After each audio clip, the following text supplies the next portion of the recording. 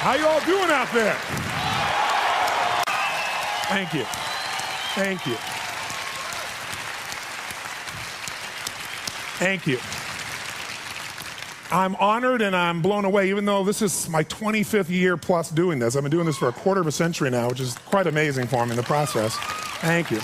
And I've had the privilege now of working with more than 3 million people live in events from more than 80 countries around the world. So at this stage, I got to tell you something. I could be an idiot and I would know that there are certain patterns that cause people to be fulfilled, to be happy, to fit, to be strong, to feel alive, to be vibrant, to have passion in their life, to do well financially, but even more importantly, emotionally, psychologically, spiritually, in their health and their relationships. And there are also patterns that make people frustrated, overwhelmed, depressed, sad, lonely, cause them to be struggling financially, struggling with their body, struggling intimately. And those patterns, they're not because there's something wrong with somebody, it's because of a pattern that we're doing. And I've spent a quarter of a century of my life basically studying the most successful people in the world and the most challenged, and figuring out what's the fastest way to create a change in basically developing the one thing that all people have in common who succeed. They're leaders. This is a leadership program. Because I don't care what style you are. I don't care if you're a mom. If you're a great mom, you lead your child. You're not led by your child. Or a great dad. If you're a great business person, you're a great salesperson, you're a great negotiator, you're a great anything, you're a great human being. This has been my entire life's obsession. What makes the difference in people's lives? And that leadership component, as I say, doesn't always mean somebody follows you. A leader is somebody who lives life on their terms, that you will never settle for less than you can be or share or give or create. It's not what we get that makes us happy, it's who we become. How we live our life, who we are as a person. People can take away all the things, but who you become, no one can take away. And the problem is most of us are trying to be something we're not. And it isn't so much about change, about changing yourself. The change happens when you be yourself. Know thyself, that's the hard part for most people, and then be thyself. Because most of us in our lives, out of our desire for respect or achievement or love or connection or something, we've been trying to be the way we think we'd have to be in order to get that love, respect, appreciation, whatever it is we've been after at some unconscious level. And we've been doing it so long that we think that this is who we are. Because success without fulfillment is failure. And I can't tell you how many people I work with who are supposedly the best in the world at what they do, and they have more money than they can spend, and they have all these people that love and respect them, and yet they're unhappy inside. Because if you want to know what's really you, where you're going to be alive is when it's really you. And you may even think you know who you are because you've been living a certain way, but I'll tell you how you'll know. You'll feel limited. You'll feel free. I have seen, out of 3 million people around this earth in 80 countries, I've seen just about anything you can see, and there are only so many patterns. And what you're going to find underneath all of this behavior is we have the same needs. There are 6 human needs we're going to review tonight. When you understand what those needs are and which ones you're focusing on, you start to understand why people do the crazy things they do, including you and I. And you begin to understand, hey, there might be a better way to meet my needs, and I don't have to get caught up in this game of stress and frustration and upset, or I could really help this person I care about, because I could see what's really going on. Part of what we want to accomplish here as leaders is we want to become practical psychologists. We want to understand what's really going on so we can help, so we can make a difference, so we can transform. So yes, of course you can do better in your business, because the more you understand about what people need and want, the greater you're going to be, the better manager, better leader, the better mom or dad, the better friend. And there's a better you that's available when you understand what's driving you. But most of us are running patterns over and over again, and we want to free that up. To free it up, we got to break the pattern. We got to do things that are different. So we're going to do something different. I'm not here because I believe in positive thinking. If you think that's what I believe, you don't know much about me. I'm not one of those people that believes you're supposed to go to your garden and chant, there's no weeds, there's no weeds, there's no weeds, there's no weeds. There's weeds right there. All right, that's what I believe. Here's what I believe. I believe that if you really want to be effective, you got to tell the truth.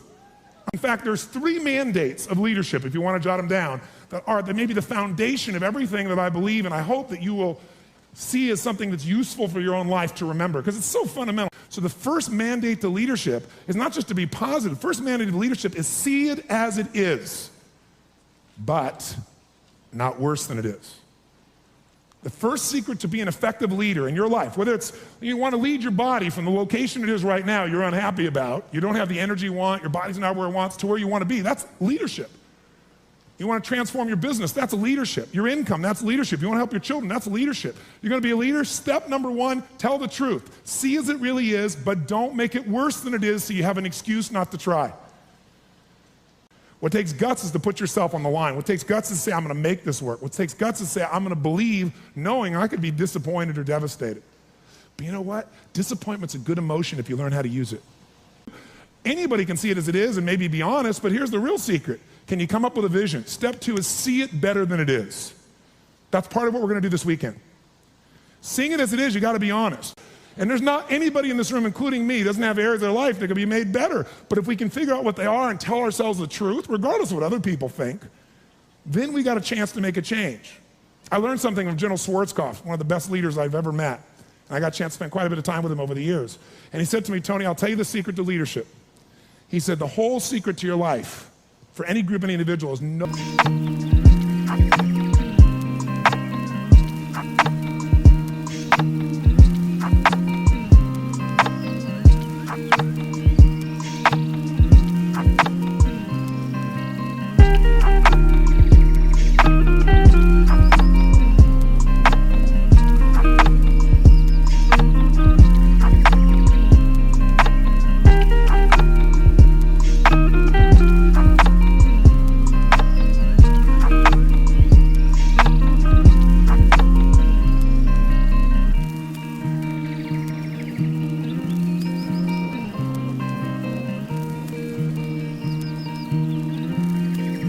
No individual, no organization can get better till they can admit something's wrong. And so you know what the problem is? No one wants things to be wrong, so we compare ourselves to others who are doing better than so we can feel really good. See, he raised the standard. He went to step two. Step two is you got to see it better than it is and set that as your standard. A standard is something you don't go for. It's not a goal. It's something you live, breathe, and find a way to get to no matter what. If there isn't a way, a leader makes the way. Is there a difference between should and must for you? Yes or no? You better believe there is. So when that standard is a must for you, you're going to find the way. Finally, the third key here is once you see it better than it is, make it that way. You got to take massive action. You got to be resourceful. You got to find the way to make it you want it. So this weekend, first thing we're going to do after a while is you're going to get real clear about how is it really? How is your relationship really? How is your body really? How is your career really? How are your finances really? All of us in this room, as different as we are, and you can look around, you see every gender, race, probably religion, belief structure in this room. The one thing I bet we have in common is we won't settle. How many came because you want more? How many came because you want more? Say I. Oh, say I.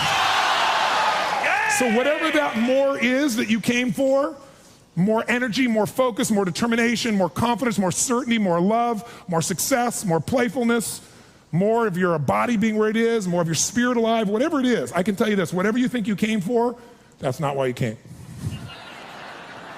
Because I've done this for 25 years. I'm not saying you won't get that too. But what brought you here and what you're going to leave with is going to be more than what you thought. I can promise you. You want to know what makes us happy? Progress.